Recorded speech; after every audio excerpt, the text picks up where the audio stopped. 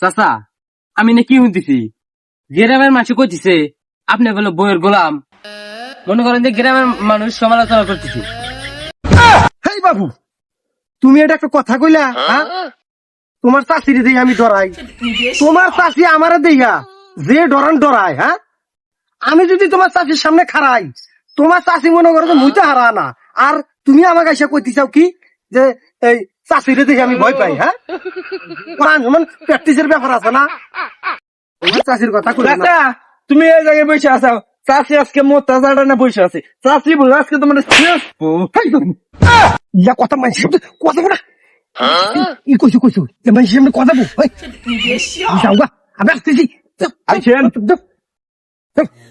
কি করেন আপনি? না বসেন, আমি না ওই গোড়া বেড়ালা গরু ডোবেন দিতেছি। ঠান্ডানি। হ্যাঁ, চাচি আছে না?